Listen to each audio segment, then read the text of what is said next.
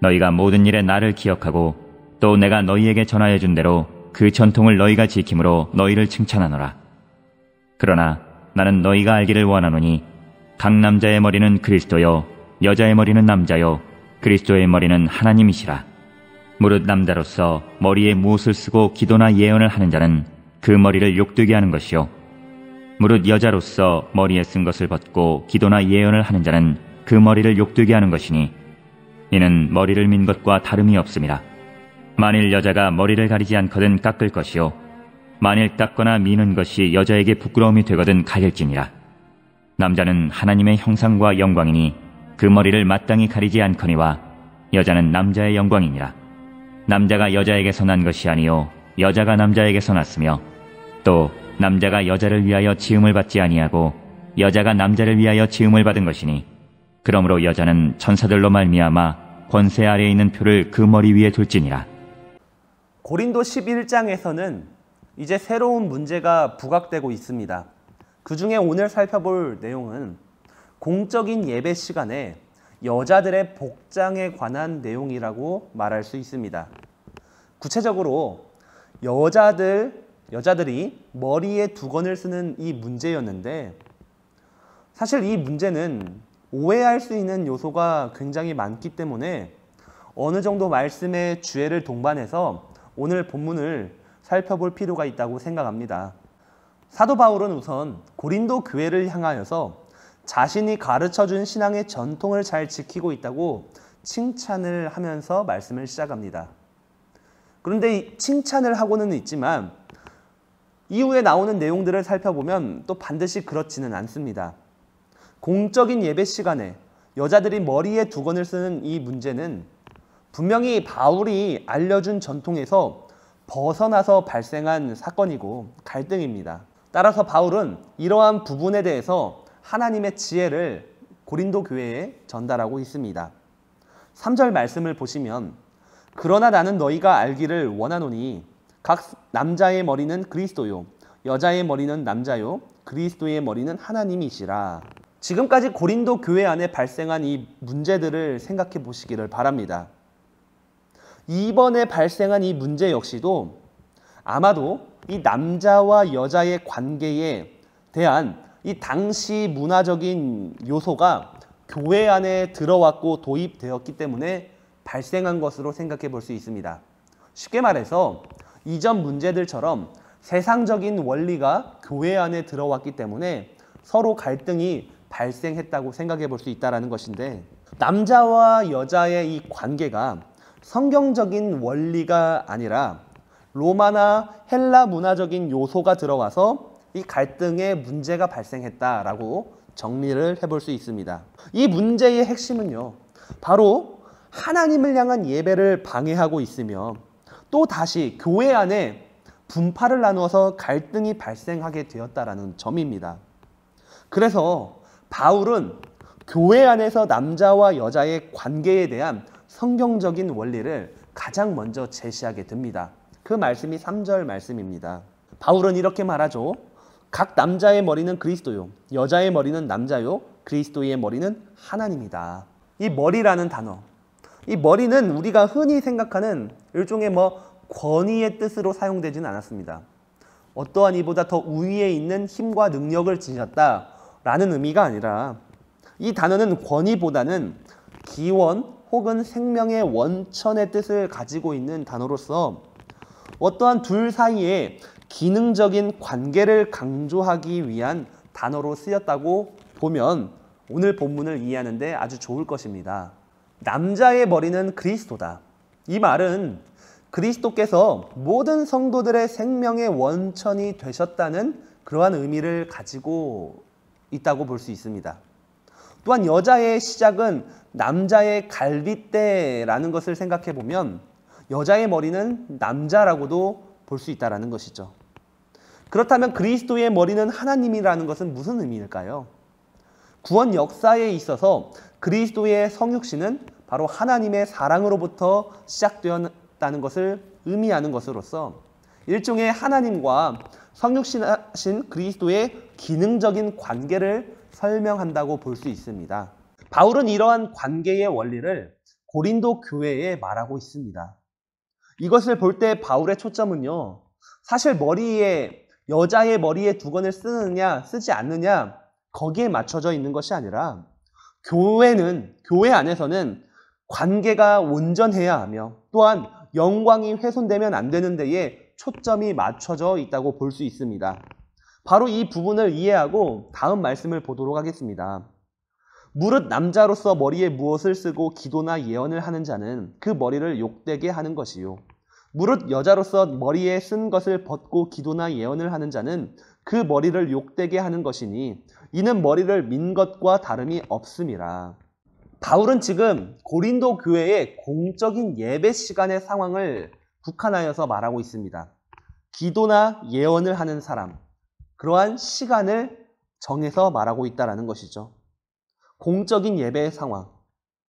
이 고린도 교회는요, 공적인 예배 시간에 남자는 머리에 두건을 쓰면 안 됐고 여자는 머리에 두건을 써야 한다고 말하고 있습니다.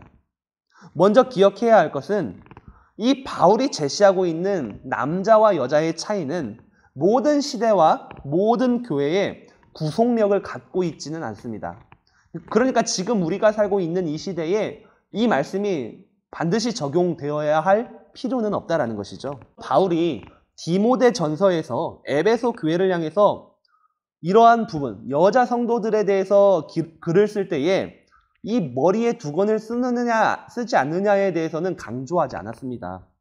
디모데전서 2장 9절에서 10절 말씀을 보시면 또 이와 같이 여자들도 단정하게 옷을 입으며 소박함과 정절로서 자기를 단장하고 따은 머리와 금이나 진주나 값진 옷으로 하지 말고 오직 선행으로 하기를 원하노라. 이것이 하나님을 경외한다 하는 자들에게 마땅한 것이니라. 그러니까 바울의 메시지가 다르다라는 것이죠. 고린도 교회를 향한 메시지와 다른 교회를 향한 메시지가 차이가 있습니다. 고린도 교회에는 여자들이 교회에 올 때 두건을 쓰지 않아서 이러한 분란이 발생한 것입니다. 원인이 제공이 된 거예요. 왜 이것이 갈등의 요소로 번졌고 문제의 요소가 되었는지에 대해서는 우리가 확실히 알 수 있는 방도는 없지만 분명한 것은 이 문제로 인하여서 교회의 예배가 방해를 받게 되었고 혼란하게 되었다라는 것입니다. 남자와 여자로 나뉘어서 싸웠는지 아니면 서로 간의 분파를 나뉘어서 이 갈등을 가지고 문제로 여겨서 싸웠는지에 대해서는 모릅니다. 확실한 건 교회가 예배를 드림에 있어서 방해가 되었다라는 것이죠. 그렇기 때문에 바울은 이러한 문제의 갈등을 없애기 위해서 여자는 머리에 두건을 쓰라는 권면을 합니다. 바로 이 권면은 앞서서 살펴본 바와 같이 우상에게 제물로 바쳐진 음식을 먹지 말라고 권면한 것과 같은 맥락으로 이해할 필요가 있습니다. 그러니까 그리스도인으로서 여자 성도가 머리에 두건을 쓰거나 쓰지 않을 수 있는 자유는 있습니다만 그것이 꼭 구원과 관련이 없기 때문에 만일 이러한 문제로 공동체 안에서 분열이 발생하게 된다면 차라리 여자들은 머리에 두건을 쓰는 것이 낫다고 말하고 있습니다. 왜 쓰지 않을 수 있는 방법도 있는데 쓰는 것이 나을까? 바울은 그 이유를 제시를 하는데 6절 말씀을 보시면 만일 여자가 머리를 가리지 않거든 깎을 것이요 만일 깎거나 미는 것이 여자에게 부끄러움이 되거든 가릴지니라. 여자가 공적인 예배의 자리에서 머리를 가리지 않는다면 머리를 깎으라는 것이고 그런데 머리를 깎는 것은 부끄러움이 된다면은 가리는 게 낫다라는 것이죠. 물론 이 또한 이 당시의 문화적인 상황과 관련해서 해석을 해야 합니다. 아마도 고린도 교회 안에서 이 여자 성도들이 예수 그리스도의 복음을 받아들이고 자유함을 누린다는 것을 오해했을 가능성이 큽니다. 이 당시는 당연히 전통적인 가부장적인 사회 구조였습니다. 그런데 이 복음으로 회심한 여자 성도들이 자유함에 대해서 오해해서 이 가부장적인 사회 구조를 뛰어넘어서 모든 면에서 남자와 같이 될 수 있다고 생각했던 것으로 우리가 추정해 볼 수 있습니다. 그들은 헬라 로마의 여인들의 최고 이상인 남자와 같이 될 수 있다고 생각했던 것으로도 볼 수 있습니다. 그래서 그들은 이 공적인 예배 시간에 긴 머리나 두건을 쓰는 것을 거부하였고, 어쩌면 남자와 똑같이 짧은 머리로 예언이나 기도하려고 했던 것으로도 생각해 볼 수 있습니다. 결국 이 문제의 핵심은 자유함과 관계의 원리를 오해해서 발생한 것으로 생각해 볼 수 있습니다. 공적인 예배 시간에 여자가 머리를 가리는 것, 두건을 쓰는 것은 결국 불변의 진리는 아닙니다. 그러나 이 여자 성도가, 고린도 교회의 여자 성도가 하나님께서 창조하면서 주신 여자의 신분, 또한 관계를 거부하고 남자와 같이 되려고 하는 것은요, 비본질적인 것이고 비복음적인 동기로 인한 행위라는 것이죠. 여자는 여자로서 있으면 되는 것이고 남자는 남자로서 있으면 되는 것인데, 만일 여자가 여자로서의 그 모든 것을 거부하고 남자와 같이 되려고 한다, 그러기 위해서 머리를 가리지 않고 혹은 머리를 깎았다면은 그것은 비복음적인 동기라는 것이고, 그 비복음적인 동기로 인하여서 교회 안에 갈등과 문제가 발생한 것입니다. 바로 그렇다면 관계적인 측면에 대해서 오해하였기 때문에 그들은 관계적인 원리에 대해서 다시 배우면 되었고, 다시 남자와 여자로서의 관계적인 질서를 확립하면 되었다는 것입니다. 바울은 내일도 살펴보겠지만 하나님께서 창조하셨을 때에 남자와 여자에게 주신 그 신분이 있으며 또한 관계의 질서라는 것이 있는데, 그 부분을 강조하고 있다는 것이죠. 바로 이러한 관계의 원리를 고린도 교회가 기억한다면 여자가 공적인 예배 시간에 세상의 원리에 따라서 두건을 쓰지 않는 문제로 인하여서 교회 안에 갈등이 발생하고 어떠한 문제를 야기한다면, 그래서 예배를 방해한다면, 그렇다면 자신들이 그렇게 세상의 방법과 원리를 따랐던 것을 포기하라는 것이죠. 그것을 내려놓고 머리에 두건을 써서 가리는 편이 훨씬 낫다는 것을 권면하고 있습니다. 하나님께서 세우신 교회, 이 교회가 교회로서 온전히 기능하기 위해서는 교회 안에는 위계 질서라는 것이 필요합니다.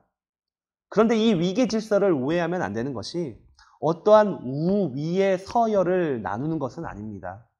어떠한 권리를 가진 자와 권위를 가진 자와 그렇지 않은 자의 높낮이를 나누는 질서가 아니라 서로가 서로의 유익을 위한 이 관계의 질서가 있어야 된다는 것이죠. 목회자는 목회자로서, 성도는 성도로서, 남자는 남자로서, 여자는 여자로서의 그런 관계적인 질서가 기억되어야 교회가 교회로서의 온전한 기능을 한다는 것입니다. 오늘은 참으로 어려운 본문을 묵상하였습니다. 이 말씀을 보면서 오늘도 하나님께서 우리에게 주신 관계의 질서에 대해서 생각해 보았습니다. 우리는 이 질서를 위해서 나의 무엇을 내려놓으며 또한 남의 무엇을 존중하며 살아가고 있습니까? 이 질문은 참으로 중요한 것 같습니다. 이 관계의 질서를 위해서 나의 무엇을 포기하고 남의 무엇을 존중하며 우리는 살아가고 있을까요? 오늘 하루도 바울이 제시한 이 관계의 질서의 원리를 기억하면서 하나님을 기쁘게 해드리는 복된 성도의 삶을 살아가는 저와 여러분이 되기를 간절히 소망합니다. 아멘.